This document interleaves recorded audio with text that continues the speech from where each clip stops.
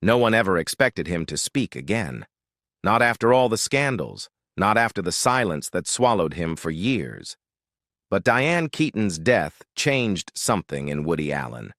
At 89 years old, the man who built his life on irony and control suddenly sounded human, fragile, remorseful, and painfully aware of what he'd lost.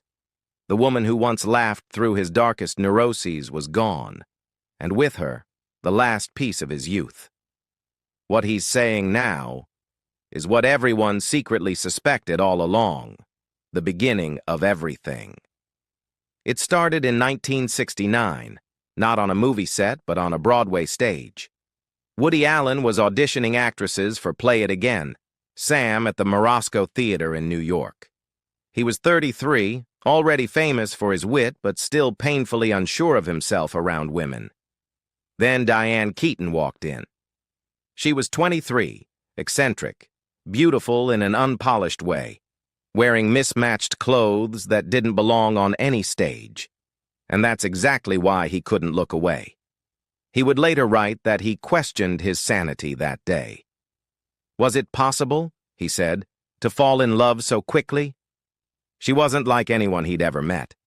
Too open, too spontaneous, too unaffected by the intellectual games that defined his world.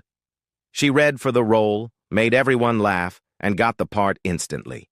Within weeks, they were inseparable. Within months, she'd moved into his apartment. Their romance was strange and charming, built on contradictions. He was the neurotic intellectual from Brooklyn. She was the carefree California girl who made chaos look graceful.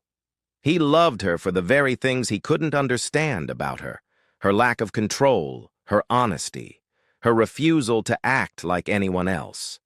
But those same things terrified him. He began to shape her, direct her, even off camera, suggesting what to wear, what to read, what to think. She resisted quietly. When he corrected her grammar, she laughed and said the wrong word again. When he told her which books she should read, she ignored him and bought photography magazines instead. When he told her to tone down her outfits, she wore even louder ones. That rebellion, soft but unbreakable, was what made him love her more, and also what doomed them. By 1972, Diane had taken a role that would change her life. Kay Adams in The Godfather. Woody dismissed it at first. A gangster film, not her style, he said. But she went anyway, and when she returned, she wasn't the same. She'd worked with Coppola, Pacino, Brando, the world's greats. She was no longer Woody's project. She was her own person. And for Woody Allen, control meant safety, and losing control meant heartbreak. By the end of that year, they broke up. Neither ever forgot it. Annie Hall, turning love into art. 5 years after they broke up, Woody Allen did what only a director like him could do. He turned his heartbreak into cinema. In 1977, Annie Hall was released. It wasn't just inspired by Diane Keaton. It was Diane Keaton. Her real nickname was Annie. Hall was her birth surname before she changed it to Keaton.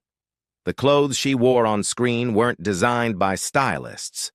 They came straight from her closet. The vests, the men's shirts, the loose ties, the offbeat charm that made her look like no other woman in Hollywood. Allen didn't just write her character. He built the film around her. The awkward conversations, the long walks, the messy breakup. All of it came from their real life. The film became his masterpiece, but for Diane, it was something far more personal. She was reliving a relationship that had already broken her heart, scene by scene, word by word, under the direction of the man who had caused that heartbreak. When Annie Hall premiered, audiences saw a love story that felt alive, witty, tender, and devastatingly real. But few realized they were watching two people working through their past in real time. The movie ended with a bittersweet goodbye. Two lovers parting with grace and understanding. But real life hadn't been that neat. The real breakup had been confusing, painful, unresolved. Woody had rewritten history, turned the heartbreak into art, the regret into poetry. That year, Annie Hall won Best Picture. Woody Allen won Best Director. Diane Keaton won the Oscar for Best Actress. On stage, clutching her award, she looked radiant, but those who knew her said she was trembling inside. It was the most beautiful, most painful victory of her life. Later, Woody admitted that Annie Hall wasn't a love letter. It was an exorcism. He said he made the film to understand why they failed, to get her out of his system. But that never happened. Some ghosts don't leave, even after the credits roll. Diane Keaton would always be his ghost, the one who laughed too loud, lived too freely, and never looked back. The years apart, and the ghost that stayed. When Annie Hall ended, their romance was officially over, but Woody Allen couldn't let her go. He cast her again just a year later in Interiors, then in Manhattan. Every few years, she reappeared in his work, like a haunting refrain. Friends noticed it. No matter how many new actresses he discovered, no matter how many relationships he began, Diane Keaton was always there, in his mind, in his writing, in the shadow of every female character he created. By the 1980s, Keaton had become a star in her own right. Reds, Baby Boom, Father of the Bride, while Woody's name was tied to both brilliance and controversy. But even as their lives moved on in different directions, they kept in touch, quietly, respectfully. Sometimes through phone calls that lasted hours, sometimes through years of silence that would suddenly break with a single message. How are you?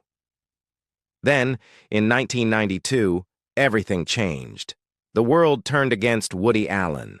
His long, bitter custody battle with Mia Farrow exploded into one of Hollywood's most public scandals, filled with accusations, betrayal, and disgust. His affair with Soon-Yi Previn, Mia's adopted daughter, shocked even those closest to him. The tabloids called him a monster. Actors who once idolized him walked away. Studios stopped answering his calls. And yet, one person didn't leave.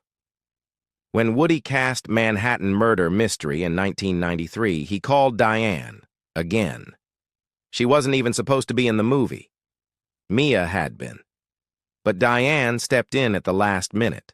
Working together after 20 years felt strange, like reopening a sealed memory. But it worked.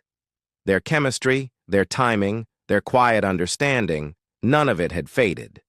That film became their quiet reunion, not romantic, but human. Two people who had seen each other through the best and worst of life, standing side by side again. Woody later admitted that casting her saved him, both professionally and emotionally.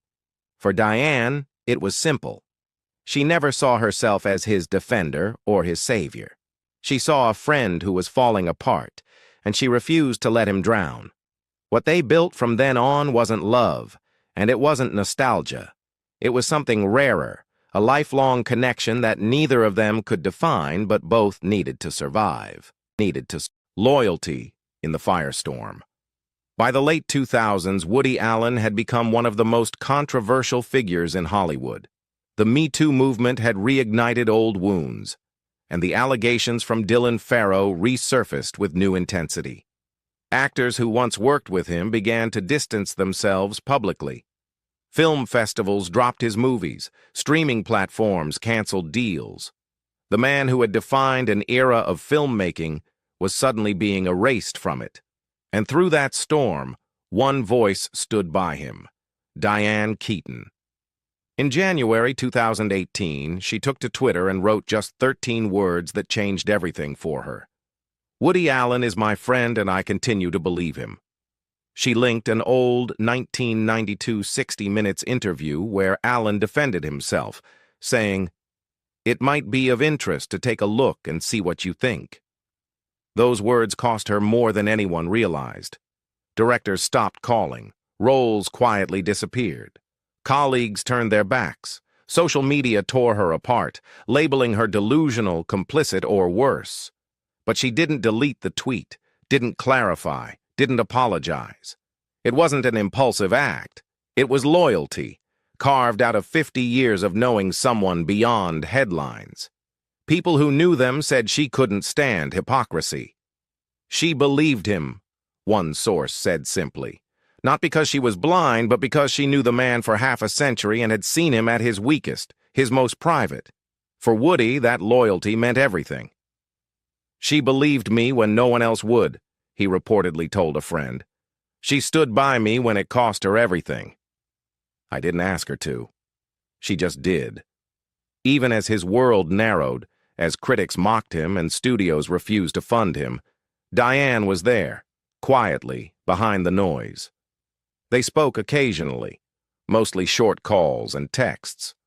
When she defended him publicly, he'd message her afterward to say thank you.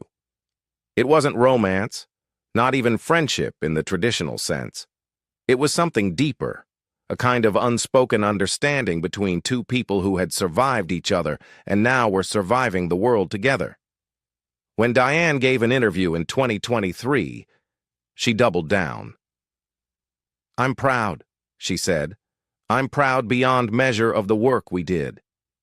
Her words reignited the backlash, but also revealed something else. She didn't regret anything. Not the films, not the friendship, not the loyalty that had cost her so much. To her, it wasn't about taking sides. It was about standing for what she believed to be true, and standing by the man who had once seen her for exactly who she was. The final call and the confession. By 2025, both of them were living quietly, far from the world that had once celebrated and condemned them in equal measure. Diane Keaton's public appearances had grown rare. She canceled events, skipped interviews, and appeared noticeably frailer in her last few photographs. Those close to her suspected health problems, but she never said a word. Even her oldest friends didn't know how sick she was. Then, on October 11th, 2025, the news broke. Diane Keaton was dead at 79. The cause was not disclosed, only that it had been sudden. The Hollywood community fell silent, but no one was more shaken than Woody Allen. When reporters from People reached out to his circle, a source said simply, "He is extremely distraught and surprised." He didn't know she was ill. Nobody did. For a man who built his career on emotional control, the reaction was uncharacteristic. Friends described him as shocked into silence. He attended her small, private funeral in Los Angeles, moving slowly, looking older than ever. In his hands, he carried a framed photograph, the two of them laughing on the set of Play It Again, Sam in 1970. Witnesses said he couldn't stop crying. 2 days later, on October 13th, Woody Allen did something he hadn't done in decades. He wrote publicly about love. In a rare essay for the Free Press, he shared his memories of Diane, the first audition, the laughter, the chaos, the beauty.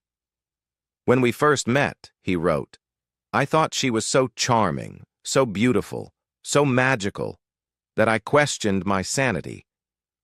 Was it possible to fall in love so quickly?" He called her a genius, a natural comedian, a woman of impeccable judgment who had shaped his art and his life. But there was also regret. Deep, unmistakable regret. "We had a few great personal years together," he wrote, "and finally we both moved on. Why we parted, only God and Freud might know." In private, his words went even deeper. Sources close to him said he admitted something he had never confessed before, that he hadn't just loved Diane Keaton, he had tried to own her. "I loved her," he said, "but I loved controlling her even more." That wasn't love. That was fear. It was a rare moment of honesty from a man who spent a lifetime hiding behind irony. In losing Diane, he lost not only his muse, but the one person who had ever truly understood him. Regrets, mortality, and the woman who saved him. After Diane Keaton's death, Woody Allen's tone changed. The man who had once spoken in punchlines and paradoxes now spoke like someone running out of time. At 89 years old, he was no longer defending himself or his art. He was looking back, quietly, painfully, at what could never be undone. In private conversations, he began to tell friends what he'd kept buried for half a century.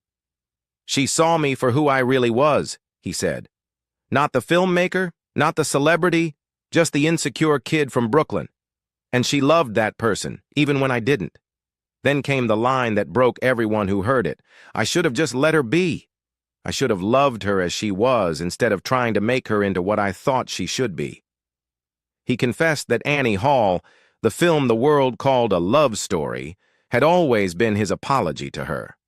He admitted that she gave him everything: the film, the credibility, the soul of his work. "Without her," he said, "I was just another neurotic man making comedies about neurotic people.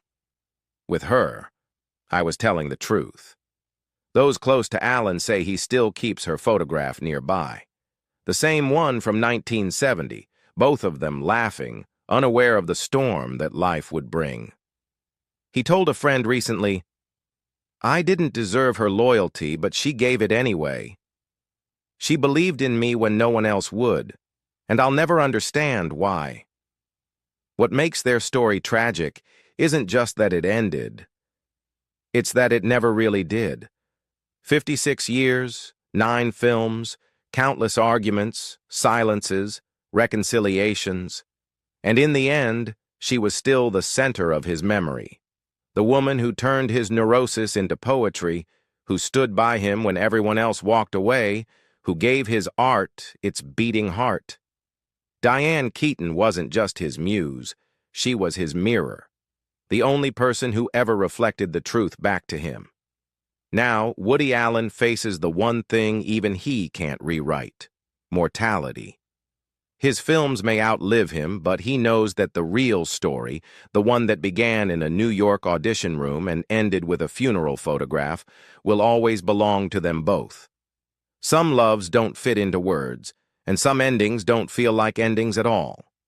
For Woody Allen, Diane Keaton was the great what if, the woman who changed his art and his life forever. Do you think their love was tragic, or was it fate? Let us know what you believe in the comments below. And don't forget to like, share, and subscribe for more true Hollywood stories that will stay with you long after the credits roll.